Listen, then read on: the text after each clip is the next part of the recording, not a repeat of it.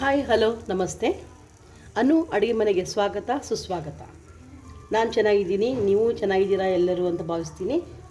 ಇವತ್ತು ಮಾಡಿ ತೋರಿಸ್ತಿರುವ ರೆಸಿಪಿ ಚಟ್ನಿ. ದಿಢೀರ್ ಆಗಿ ಚಟ್ನಿ ಮಾಡೋದು ಹೇಗೆ ಅಂತ ಮಾಡಿ ತೋರಿಸ್ತೀನಿ.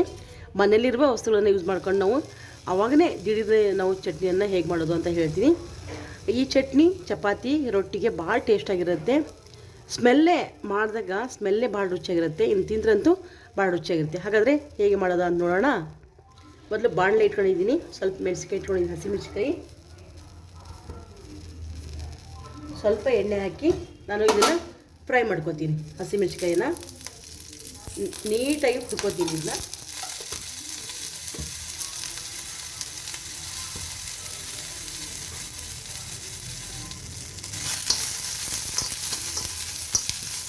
ಮೆಣಸಿನ್ಕಾಯಿ ಖಾರ ಇದ್ರಂತೂ ಭಾಳ ರುಚಿಯಾಗುತ್ತೆ ಇದು ಚಟ್ನಿ. ಜಾಸ್ತಿ ಕ್ವಾಂಟಿಟಿಯಲ್ಲಿ ಬೇಕು ಅಂದರೆ ನಾವು ಜಾಸ್ತಿ ಮೆಣಸಿನ್ಕಾಯಿ ಹಾಕ್ಕೊಂಡು ಮಾಡ್ಕೋಬೋದು. ನಾನು ಒಂದು ಸ್ವಲ್ಪ ಮಾಡ್ಕೊತಾ ಇದ್ದೀನಿ, ಒಂದು ಬಟ್ಲಷ್ಟು.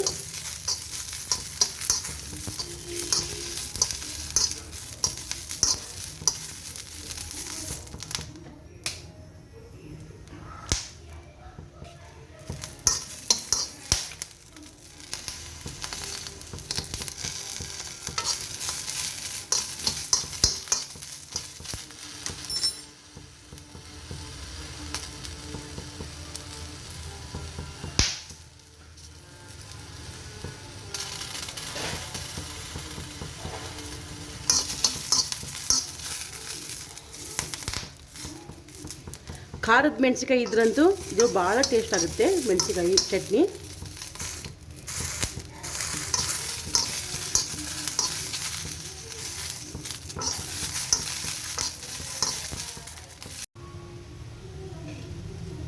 ನೋಡಿ, ಮೆಣಸಿನ್ಕಾಯನ್ನು ಚೆನ್ನಾಗಿ ಹುರ್ಕೊಂಡಿದ್ದೀನಿ. ಈ ಮೆಣಸಿನ್ಕಾಯನ್ನು ಜಾರಿಗೆ ಹಾಕೋತೀನಿ.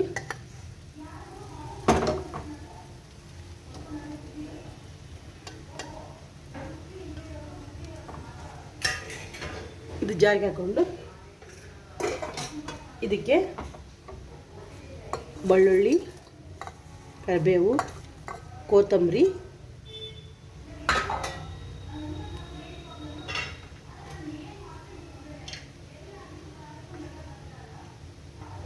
ಸ್ವಲ್ಪ ಕೊಬ್ಬರಿ, ಒಣ ಕೊಬ್ಬರಿಯವರು ಯೂಸ್ ಮಾಡಿರಿ ಅಥವಾ ಹಸಿ ಕೊಬ್ಬರಿಯಾದರೂ ಯೂಸ್ ಮಾಡ್ಬೋದು. ಹಾಕ್ಕೊಂಡು ರುಚಿಗೆ ಎಷ್ಟು ಬೇಕಷ್ಟು ಉಪ್ಪು ಹಾಕ್ಕೊತಾ ಇದ್ದೀನಿ.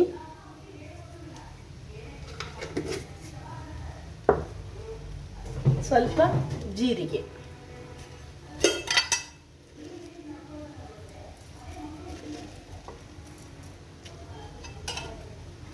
ಮೆಣಸಿನ್ಕಾಯಿ ಖಾರ ಇದ್ದು ಭಾಳ ನಾವು ಖಾರ ಬೇಡ ಅಂತಂದರೆ ಸ್ವಲ್ಪ ನಾವು ಬೆಲ್ಲ ಕೂಡ ಇದಕ್ಕೆ ಹಾಕೋಬೋದು.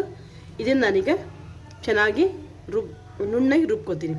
ಅಂದರೆ ತೀರ ನುಣ್ಣಗೆ ನಾವು ಇದನ್ನ ರುಬ್ಕೊಂಡ್ವಿ ಅಂದರೆ ಅದು ಚೆನ್ನಾಗಿ ಟೇಸ್ಟ್ ಅನಿಸಲ್ಲ ನಮಗೆ ಚಟ್ನಿ. ಹಾಗಾಗಿ ಸ್ವಲ್ಪ ತರಿಯಾಗಿ ಇದನ್ನು ಗ್ರೈಂಡರ್ ಮಾಡ್ಕೊತೀನಿ ನಾನೀಗ.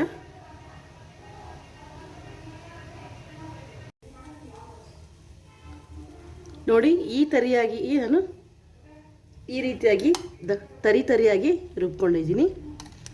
ಇದಕ್ಕೆ ನೀರು ಹಾಕಿದ್ರೆ ಚೆನ್ನಾಗಿರಲ್ಲ. ಹಾಗಾಗಿ ತರಿಯಾಗಿತ್ತು ಅಂದರೆ ನಮ್ಮ ರೊಟ್ಟಿ ಚಪಾತಿಗೆ ಇದು ಭಾಳ ಟೇಸ್ಟಾಗಿರುತ್ತೆ. ಕೆಲವರು ದೋಸೆ ಕೂಡ ಇದನ್ನೇ ಮಾಡ್ತಾರೆ. ಇದಕ್ಕೆ ಮೊಸರು ತುಪ್ಪ ಅಂತ ಹಚ್ಕೊಂಡು ನಾವು ಚಪಾತಿ ರೊಟ್ಟಿಗಳನ್ನು ಕೂಡ ತಿನ್ಬೋದು. ಭಾಳ ಟೇಸ್ಟಾಗಿರುತ್ತೆ. ನೋಡಿ, ಈ ರೀತಿಯಾಗಿ ತರಿ ಮಾಡ್ಕೊಂಡಿದ್ದೀನಿ. ಮೊಸರಂತೂ ಇದ್ರಂತೂ ಇದಕ್ಕೆ ಇನ್ನೂ 2 ರೊಟ್ಟಿ ನಾವು ಜಾಸ್ತಿನ ತಿನ್ಬೋದು ಅಂತ. ನೀರು ಹಾಕಿಲ್ಲ ನಾನು, ಇದಕ್ಕೆ ಹಾಗೆ ರುಬ್ಕೊಂಡಿರೋದು.